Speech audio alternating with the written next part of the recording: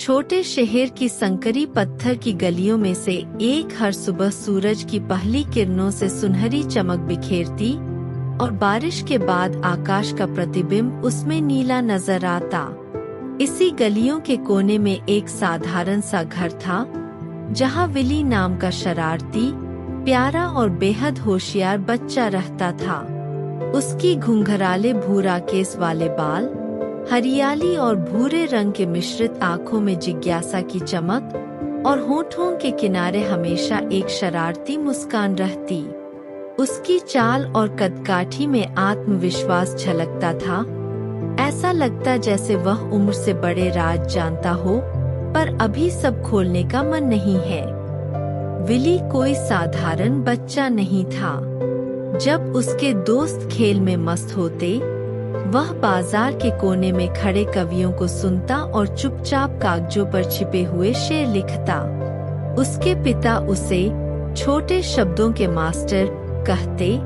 उसकी माँ गर्व से कहती, मेरा बेटा अपने सपनों में तो आकाश से भी बड़ा है।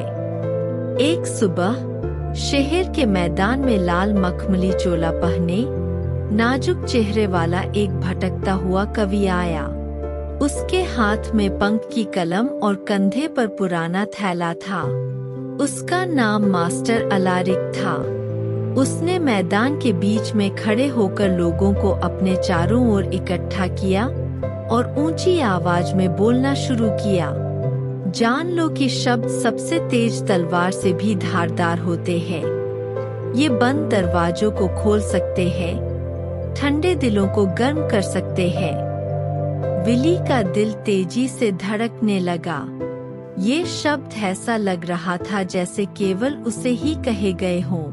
उस दिन से विली हर मौके पर मास्टर अलारिक के पीछे पीछे चला। वह उनकी कविताएं सुनता, कहानियां याद करता।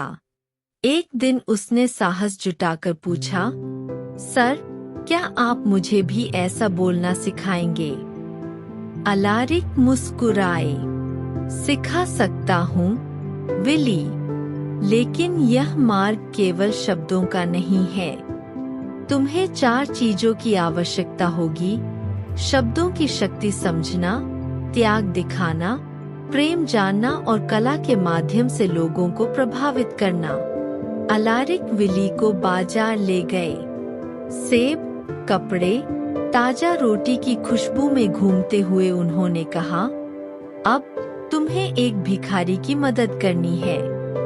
तुम्हारे पास पैसे नहीं है, उसे केवल अपने शब्दों से आशा दो। विली ने कोने में बैठे वृद्ध व्यक्ति के पास जाकर घुटनों के बल बैठते हुए नरम आवाज में कहा, साहब, आज आकाश साफ है। इसका मतलब है कि कल सूरज फिर आपके लिए उगेगा, और मैं वादा करता हूँ कि कल मैं अपनी हाथों से आपको रोटी लाऊंगा। बुजुर्ग के आंखों में आंसू आ गए। उस पल विली ने समझा कि शब्द केवल ध्वनि नहीं, बल्कि आत्मा को पोषित करने वाली शक्ति है। एक हफ्ते बाद शहर में बड़ा नाटक होने वाला था, लेकिन थिएटर की पर्दे फटे हुए थे और मंच खाली पड़ा था। मास्टर, व्यापारी और धनी लोग मदद नहीं करना चाहते थे। अलारिक ने विली की ओर देखा। कला कभी कभी त्याग मांगती है। तुम्हें अपना समय, मेहनत और आराम बलिदान करना पड़ता है। विली ने उस दिन पूरे दिन बाजार में काम करके जो कुछ पैसे कमाए, वे पर्दे के कपड़े पर खर्च कर दिए। जब उसने लाल कपड़ा लेकर थिएटर में पहुंचाया, कलाकारों ने उसे गले लगाया।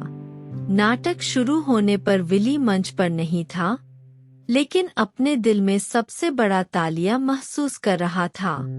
वसंत के पहले दिनों में शहर में एक नया परिवार आया।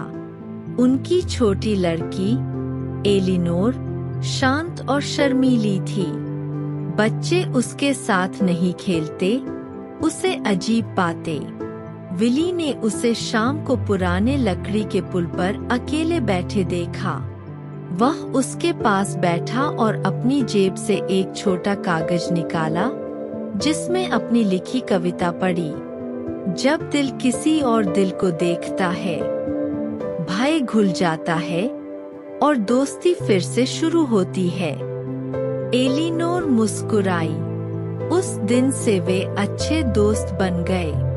विली ने प्रेम केवल परिवार से नहीं बल्कि दोस्ती से भी सीखा। साल के अंत में शहर का मैदान रंग बिरंगे झंडों से सजाया गया। हर कोई अपनी प्रतिभा दिखा रहा था, जादूगर, गायक, नर्तक। विली भी मंच पर गया। हाथ में पंख की कलम और छोटा नोटबुक था। शुरुआत में लोग उत्सुकता से सुनते, फिर मंत्रमुग्ध हो जाते। विली के शब्द गलियों की पत्थरों, बारिश के बाद मिट्टी की खुशबू, बच्चों की हंसी को चित्रित करते।